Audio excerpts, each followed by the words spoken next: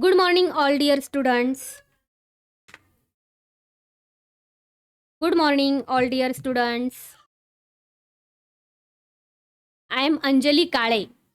I welcome to all dear students to our Shiv Mudra Academy's online teaching platform.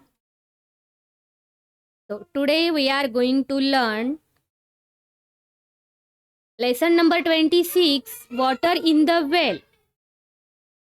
देखो, ये lesson तो मैंने आपको सिखाया, पर इसके क्वेश्चन से उसके आंसर्स मैं आपको बताने वाली हूँ. तो नोट डाउन. ओके.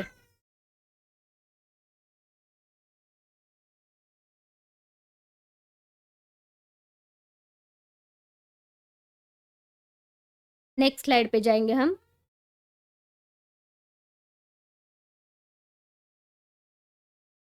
ये देखो, ये क्वेश्चन नंबर फर्स्ट है. Find a word that has a similar meaning. Sorry, whole, happily, unfair, remove. इसके सिमिलर वर्ड हमें ढूंढने हैं. ओके. नेक्स्ट क्वेश्चन है आंसर द फॉलोइंग क्वेश्चंस. इसके भी आंसर्स मैं आपको बताने वाली हूँ. उसके बाद का क्वेश्चन 3 है find the meaning of the following phrases and use them in your own sentence. अपने खुद के सेंटेंस में इसके सेंटेंस में लिखना है हमें. ये जो नीचे दिए गए जो वर्ड है उसको आप अपने खुद के सेंटेंस में लिखना है. ओके. नेक्स्ट स्लाइड पे हम जाएंगे.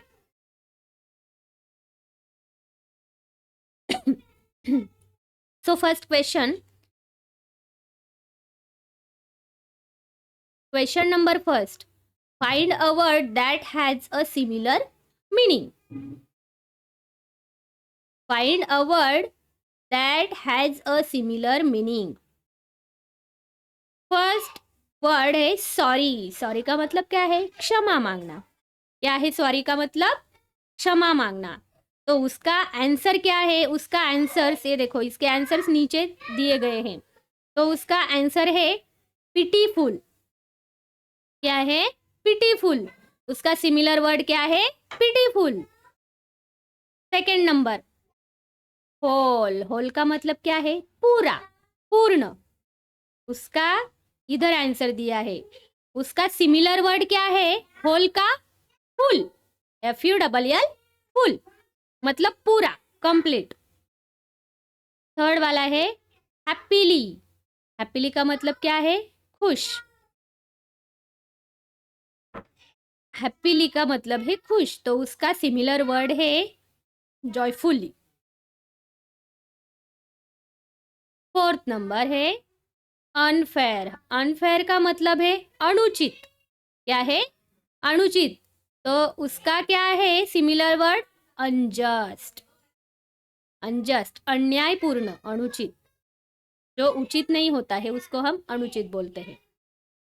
5 नंबर का है रिमूव. रिमूव का मतलब क्या है? निकाल देना. क्या है? निकाल देना. तो उसका सिमिलर वर्ड आता है ड्रॉ.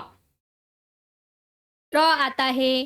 टेक अवे भी बोलते हैं हम. रिमूव का सिमिलर वर्ड कौन सा होता है? ड्रॉ का मतलब ही होता है निकाल देना. और टेक अवे ये भी आता है सिमिलर वर्ड. टेक अवे का मतलब है निकाल देना. ओके. उसके बाद नेक्स्ट स्लाइड पे जाएंगे हम.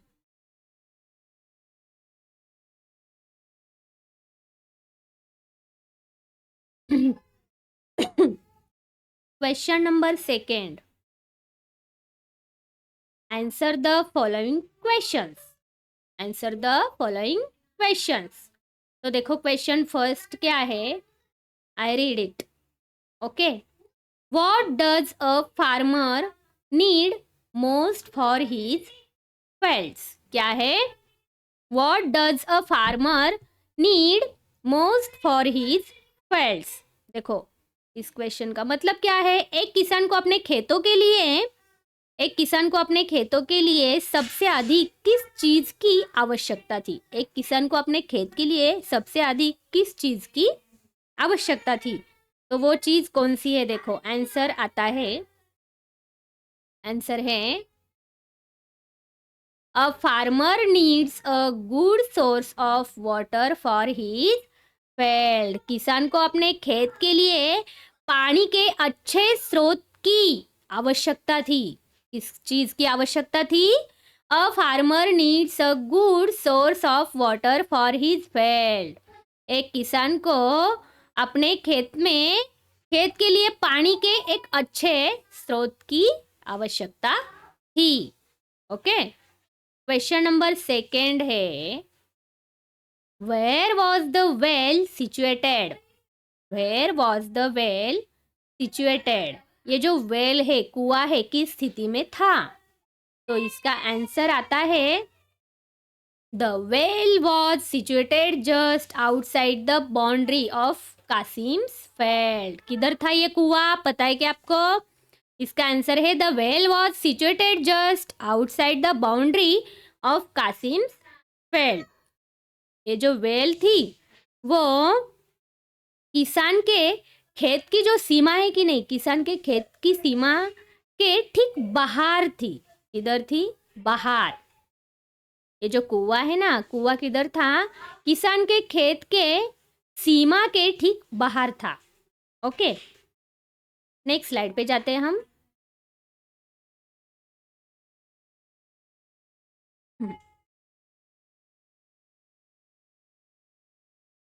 उसके बाद क्वेश्चन नंबर 3, क्वेश्चन नंबर 3 है, देखो, I read it. What did Ahmad tell Kasim when he dug a channel and began to draw water? जब अहमद ने कासिम से एक नाली खोदी तब और पानी निकालना शुरू किया तो उसने क्या कहा? तो उसने क्या कहा? तो आंसर है when Kasim dug a channel and began to draw water, Ahmad questioned him about what he was doing and asked how he dared to touch the water in his presence. देखो, अहमद ने कासिम को क्या कहा? देखो, when Kasim dug a channel and began to draw water, जब वो पानी निकाल रहा था तब अहमद ने उसको बोला, उसको क्वेश्चन किया। क्या किया? What he was doing and asked, ये तुम क्या कर रहे हो? वो क्या कर रहा है? मेरे पानी को तू हाथ क्यों लगा रहा है? मेरे इधर मौजूद होने पर भी मेरे पानी को तू हाथ लगा रहा है, ऐसे अहमद ने कासिम को कहा। Question number 4, what did the जज tell Ahmad? What did the जज टेल अहमद? जज ने अहमद को क्या बताया? क्या बताया जज ने अहमद को? उसका आंसर इधर दिया है।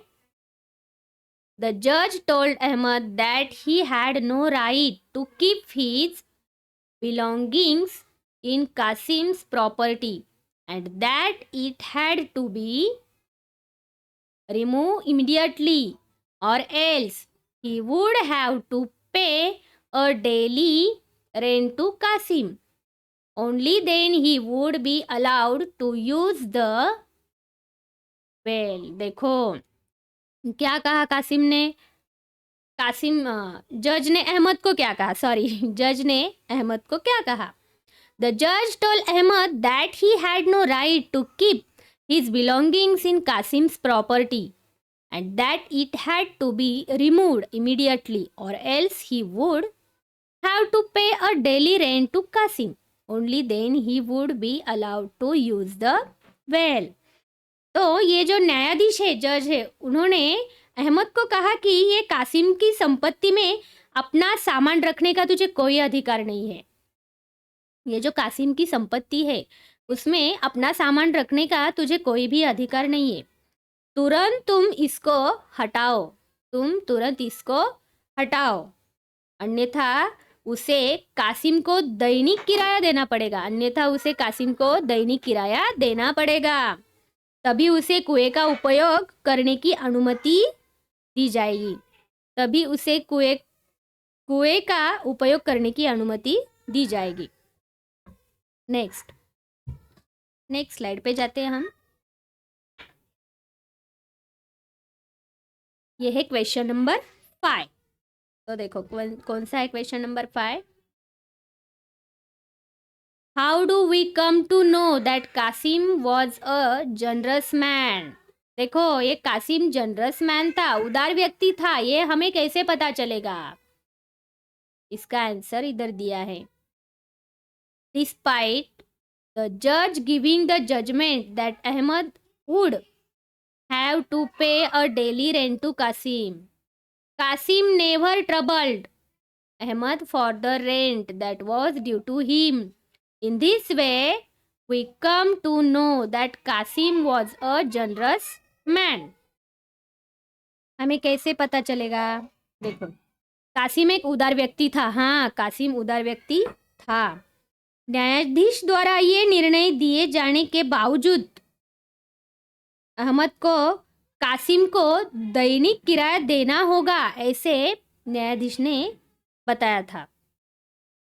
तो देखो, कासिम ने क्या किया? देखो, Kasim never troubled Ahmad for the rent, Kasim ने कभी भी किराया लेने के लिए उसको परेशान नहीं किया था।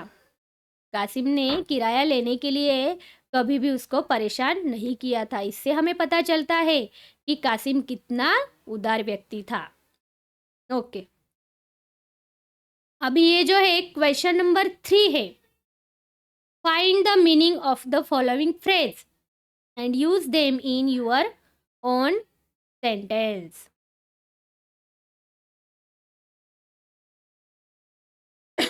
Question number 1. ये देखो, find the meaning of the following phrase and use them in your own sentence. देखो, ये जो नीचे वर्ड दिए हैं उसके मीनिंग हमें ढूंढने हैं, और ये जो फ्रेज दिए हैं ना, उसके मीनिंग हमें ढूंढकर उसको अपने सेंटेंस में हमें लिखना है। ओके, और बताना है। तो क्वेश्चन फर्स्ट है again and again. Again and again का मतलब है बार बार दोहराना। जैसे कि हम एक गलती करते हैं, तो एक गलती हमें बार बार बताने पर भी वो गलती हम बार बार दोहराते हैं। तो इसका आंसर है ये अगेन एंड अगेन। इसका मीनिंग क्या है? Repeatedly, bar bar, repeatedly, bar bar. I could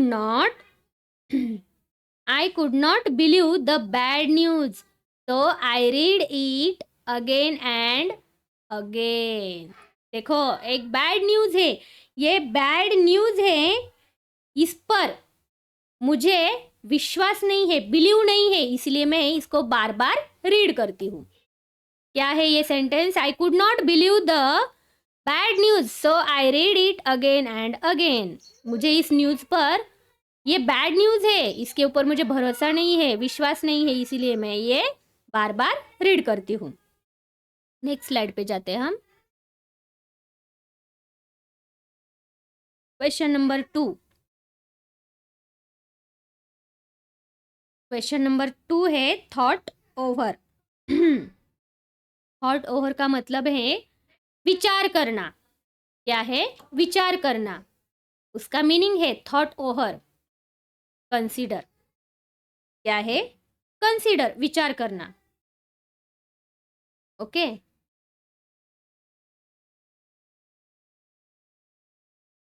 Ivan thought over the suggestion made by his friend but was not convinced. देखो, ये जो ईवान है वो अपने मित्र के सुझाव पर, ईवान ने अपने मित्र के सुझाव पर विचार किया, लेकिन वह आश्वस्त नहीं हुआ।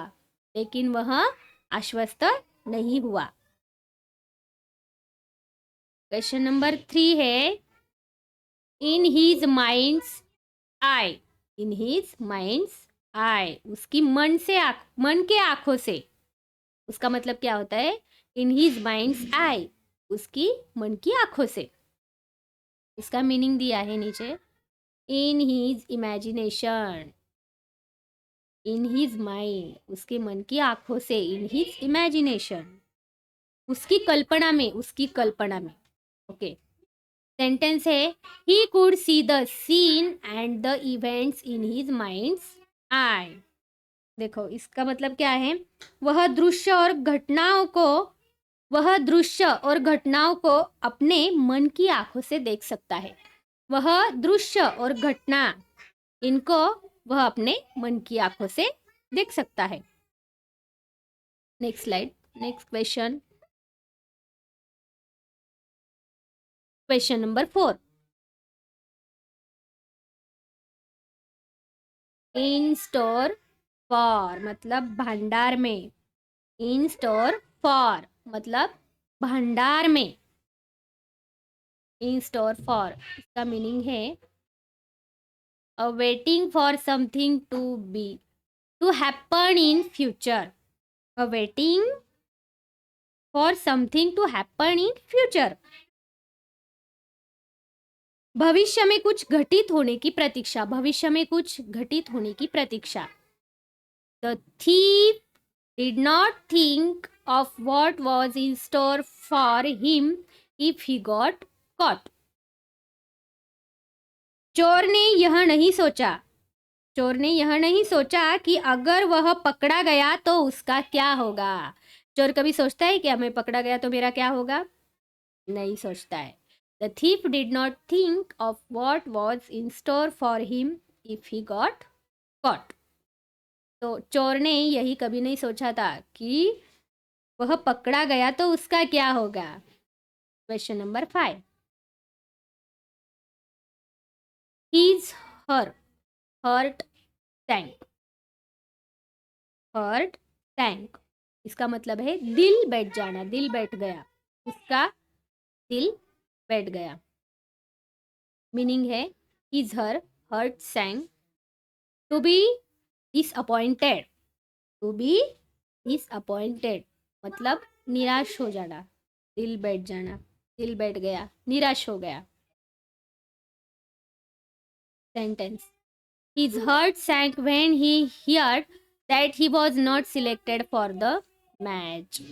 देखो वो मैच में सिलेक्टेड नहीं हुआ, सिलेक्ट नहीं हुआ, इसीलिए उसका दिल बैठ गया, इसीलिए उसका दिल बैठ गया। Question number 6। Heart of hearts, heart of hearts का मतलब है दिल का दिल, ये जो हमारा मन है, दिल है, दिल का दिल। मीनिंग है heart by hearts, know something but not admit it, know something but not admit it, कुछ जानो लेकिन स्वीकार मत करना। हम जानते हैं पर उसको स्वीकार नहीं करते हैं, इसका मीनिंग ये हुआ। I knew in my heart of hearts that something was wrong, I knew in my heart of hearts that something was wrong. देखो मैं अपने दिलों को जानता था कि कुछ गलत था, कुछ गलत हुआ था, ये मैं अपने दिलों में जानता था, कुछ गलत हुआ है ये मैं अपने दिल में जानता था।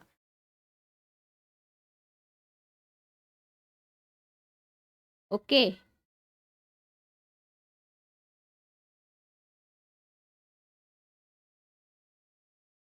अभी हम नेक्स्ट स्लाइड पे जाते हैं।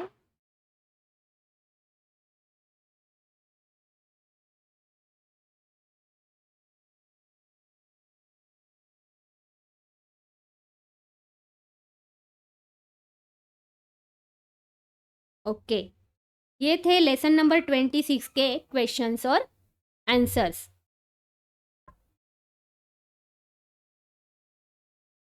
अभी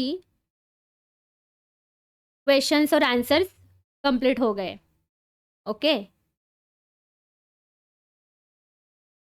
आपको अगर ये वीडियो अच्छा लगा हो तो लाइक करो, कमेंट्स करो और सब्सक्राइब करो। थैंक यू, शेयर भी करो। क्वेश्चन